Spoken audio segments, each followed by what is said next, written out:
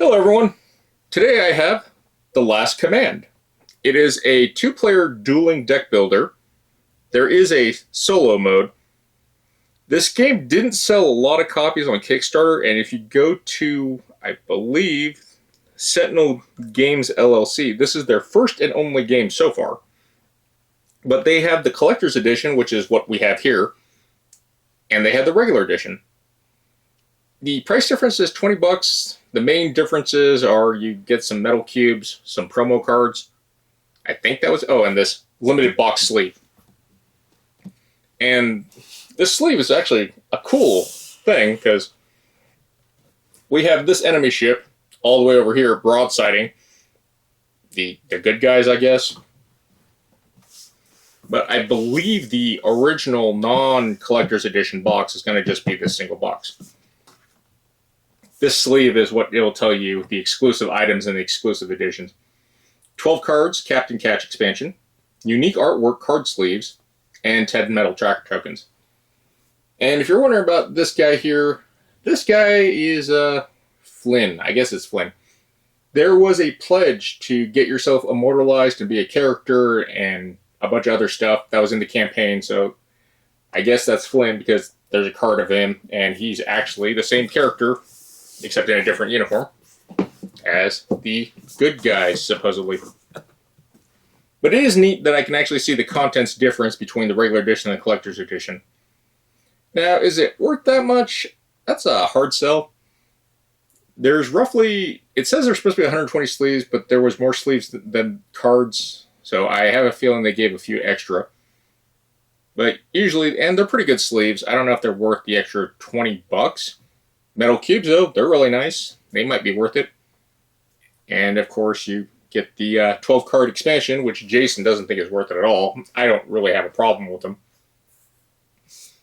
But as you can see from the back artwork, the standard edition is going to include these two neoprene playmats. And, of course, some people will be like, well, they're mouse pads. And I'll be like, yeah, but they're nice. And they're actually really well thought out and needed for this game. I did not do an unboxing video because there wasn't a lot of stuff to reveal in the unboxing. That's why I'm doing a full video. First off, we have this really large rulebook with some questionable art, and mainly because a lot of it is ripped off of all the sci-fi stuff from Star Wars, Stargate, Star Trek, anything with a star, I guess. I don't know a lot of the small details, but I guess I don't watch a lot of TV. Jason was pointing out a lot of stuff. The art is very plagiaristic, and it's not very inspired. I don't know. I feel like parts of it are AI art, and that's not a fair thing to say without knowing the facts. It's just the art's not very creative. These scenes, I mean, it's pretty standard space stuff. The contents are all listed. Everything is actually very well laid out. The thing is the lore. The lore, it tried to say that there was more lore, but the lore didn't really match. The objective is very simple. First one to tank the opponent's ship wins. The layout is very easy to read, spot on. Gameplay. Card abilities, which you really don't need. It does have a strange thing called system bonus phase. I like this phase, but it's a little confusing at first because of how timing works. And then we have a 3-base system and 3 different crew types, and the crews don't actually have to go to the system slots, but the system techs have to go to the slots, and I'll explain that. Some game terms. Card clarifications. Most of them, if you can see on this, are solo mode. They're all highlighted bold here. And then you have variants, and then a solo mode is the last page. Of course, we have kind of a solo mode play style in the back. Overall, the rulebook, it's decent, but it's kind of an odd rulebook. It comes with the 2 play mats. One for the, I guess, the bad guys, because the ship is red. The Imperators. And then the Heart of Bladespar, which I guess is the good guys. And again, it's imitating the front box art. We got this ship firing at this ship, which is off in that distance, while this ship is off at that distance. So, actually really neat. The collector's edition did come with the plastic cubes. I think the metal cubes are better because these are not recessed mats and they will slide around. One of the things that I liked that they did, you have two types of cubes. The larger one is really just to track your health. The smaller ones are actually to track your energy and your money. And this system is kind of the thing that I like about it, but I'm also kind of lukewarm, and that really depends on the mechanics. You're going to play certain cards in these slots. They're going to be labeled engineering, comms, or tactical, and they're going to have these symbols. And then you're going to have this station part. The station is your crew. Your crew is usually what gives you energy, and to play the cards into these slots, you have to pay the energy. The cards are not continuous. They are one-time plays unless they have what's called a bonus. And the bonus is how it does this weird economy system. As far as money goes, you can max out at 10. You can buy as many cards as you want and just keep on buying, like kind of like doing Imperium or Uprising, where you buy one, it just cycles. But the market is broken up into really 3-4 different systems of buying. These are the sleeves that came with the collector's edition, and they do have some foiling on it, which looks holographic. I don't think it's shown up very well. And they're good sleeves. It came with 3 extra, and honestly, that I guess was to do the reference cards. Not really important. But we have a starting deck of 6 cards, and it's not really a starting deck of 6 cards, it's a starting deck of 3 cards each. The layout of the card, like this nuclear reactor, it's a green bordered card, means it gets played in engineering. This red icon here, that is how much energy you have to pay from that bay to play that card. And then we have these middle effects, which is when you play the card, you gain that effect. And then we have what's called a bonus effect. And the bonus effect says if an engineer is in this slot, you're going to gain 3 energy to the system, which is this engineering bay. So when you play the card, you're going to get 1 energy to all systems. And then if you have an engineer in the slot, when you play the engineer also, you'll get the abilities on the engineer card. It's a one-time play. But then you go to card buying. You buy your cards, and then it goes to what's called the bonus phase.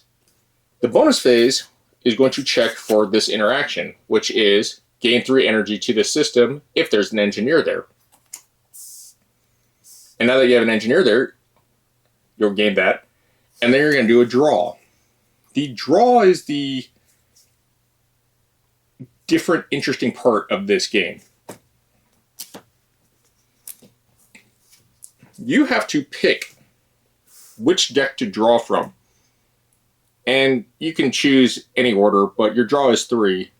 So if you draw like 2 of these system cards, these are basically the cards that are going to go here. And then you draw a crew card. These system cards, like I said, they will be played in these slots that are designated to them. So blue, red. And then to gain energy, this reactor has a special, but usually you're going to play a guy to that slot to gain energy to pay for these abilities. And if you ever need to draw and your deck is empty, everyone in your crew or everyone in your system, whichever deck is empty, will get cleaned out, shuffled, and then put into the system deck. The caveat is you have to do it one at a time because you have what are called malfunction cards, which are these cards. And I broke down the order, and it's a little odd. Some of these are going to be continuously annoying. But if you draw a malfunction card, go in order, it says take 1 damage. Then it's going to say draw a card, and then move this card to your discard. Some of them go back to the malfunction deck. Some of them just cancel your card draw. But the fact that it tells you that move to your discard, it just stays in, and you're going to have to deal with it later.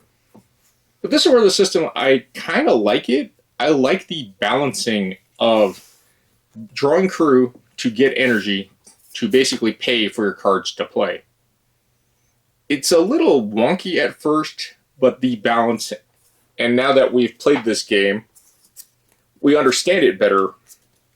There's a lot going on that can be really interesting. The game's not super complex. It just has a kind of a weird timing thing that I have. As far as the market system in this game, all right, I have readjusted the lighting. This is the typical layout of the market deck. You're going to have your cards face up. During your buy phase, you spend the energy or the cost, which is the gold color, and you take that card, you put it in your discard pile. And you can buy as much as you can afford. As soon as you buy something, it instantly refills. As long as you have the money to do it, you can keep on doing it. And the cards work in a lot of ways because the bonus actions are what make the game neat, in my opinion. The officers are a critical component, so you have to balance between buying officers and buying your upgrades for your systems. This system is neat because of the balancing. And as far as the balancing goes, it seems to be well done. Attacking is very odd. There's straight damage and there's malfunction damage. And as I shared earlier with the malfunction cards, some of them do 2 damage. Is the way you draw, you can basically just cantrip into drawing a bunch of them and destroying the ship that way. And this is where the attacks get weird, because some attacks, like this character, flat out just gives them a malfunction and it tells you to put it on top of their deck, and you get to pick which deck to put it on top of.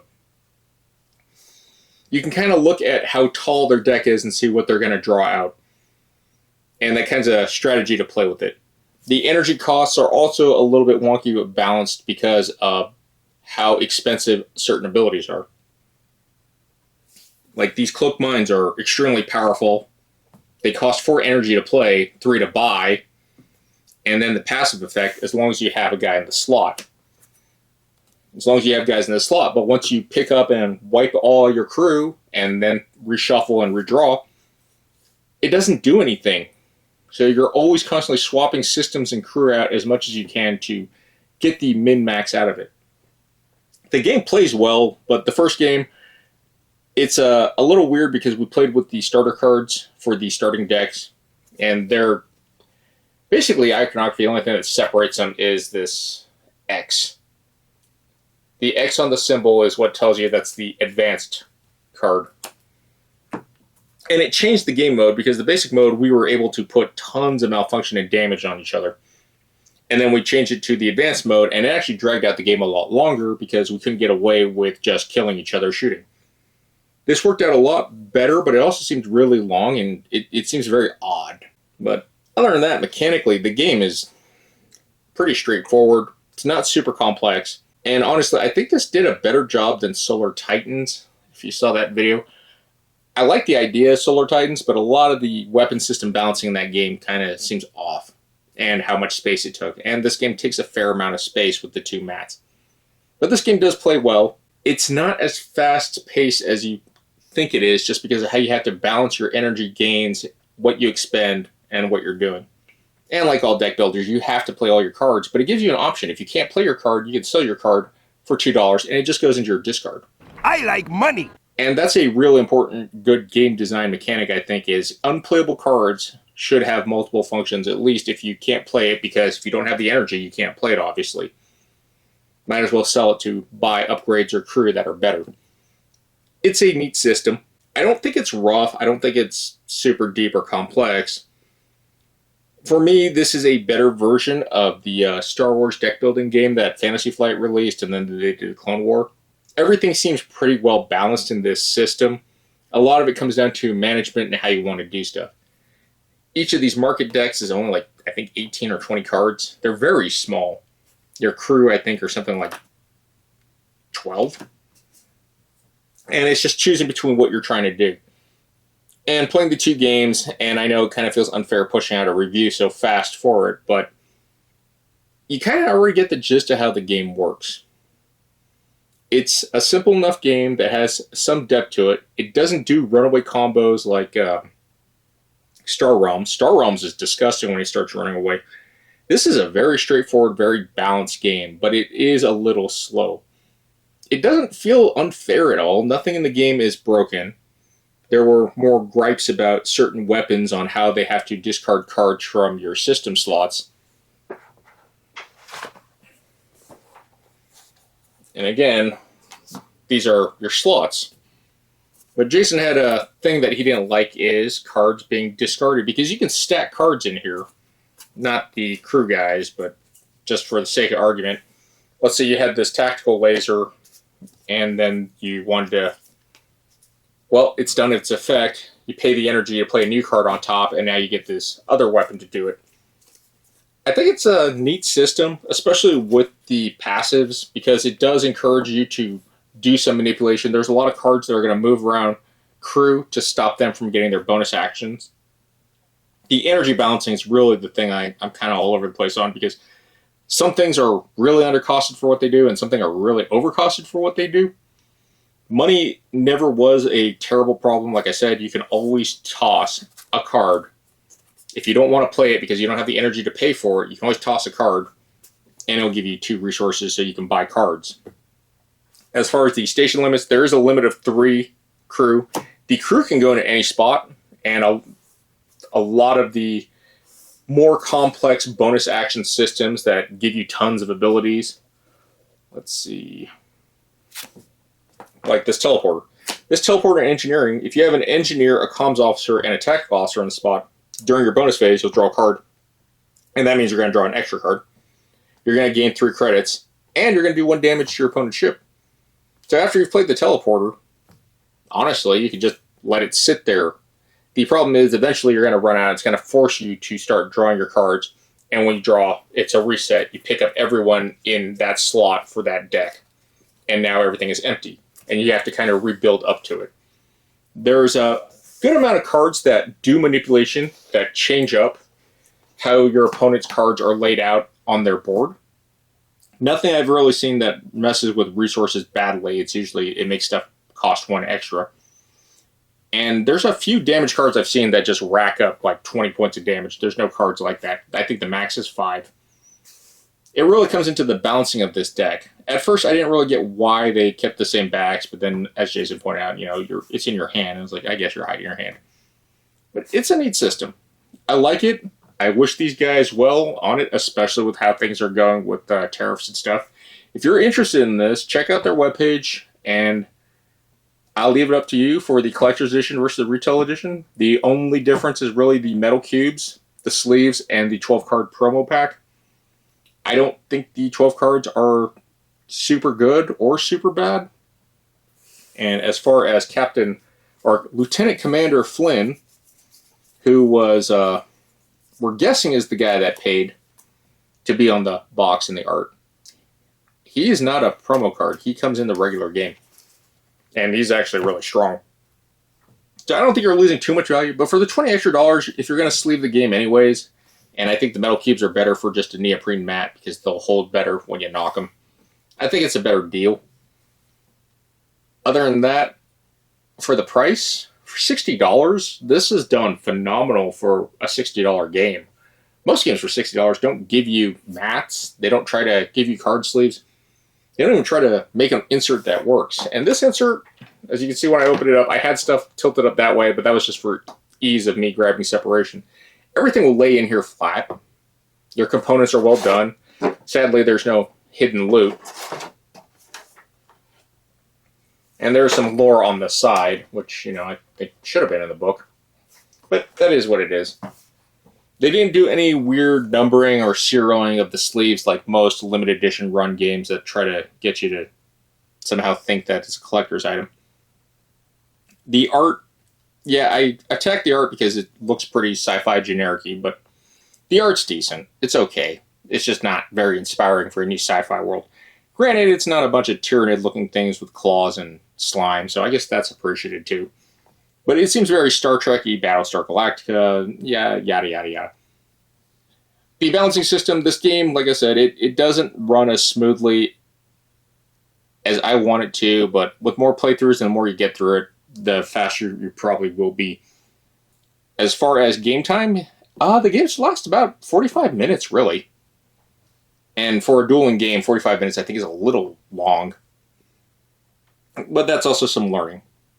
But overall, I think the Last Command is a very good value. I'm not going to say that, this is the greatest thing ever. It's pretty straightforward in what it is. If you're looking for 2-player dueling games specifically, or you want to play the solo mode on this, it's pretty straightforward enough. There's enough variety in mechanics that you can get a lot of value out of it, if you don't mind, constantly trying to min-max. As far as its competitive nature, It still has the problem with all games like this. There is an RNG factor, what you buy, what you have, and when things happen.